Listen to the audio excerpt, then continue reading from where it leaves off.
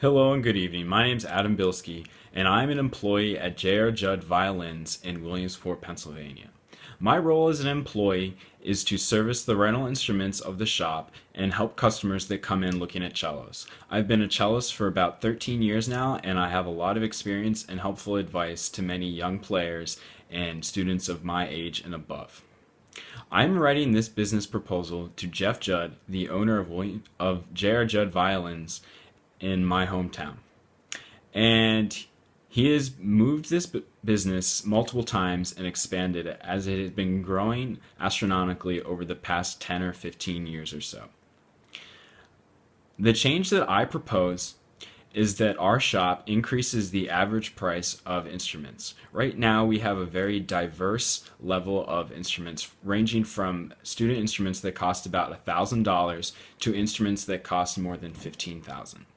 The violin tradition is one of history and tradition, and my proposal would increase the average price of violins to somewhere around $15,000 to $20,000.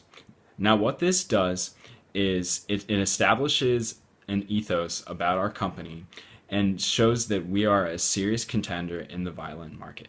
The violin market is a very specialized business in the United States and across the world right now that does not lend itself to everybody.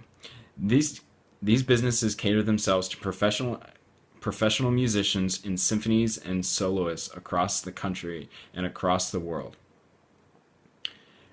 My proposed solution will transition us out of the rental business industry and hopefully into more of the high quality consumer goods. As I mentioned before, the violin business is all about tradition, and I think it is very important to keep our business growing and uphold this tradition. The benefits of my proposal will eventually lead to more growth and hopefully maybe even moving to an area where there is a larger business.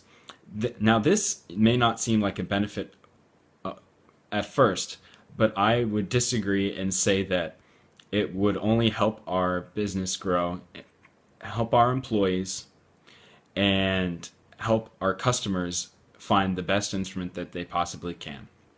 Some sources that I used to come to this conclusion was a paper by Catherine Grady, and in her paper she showed that having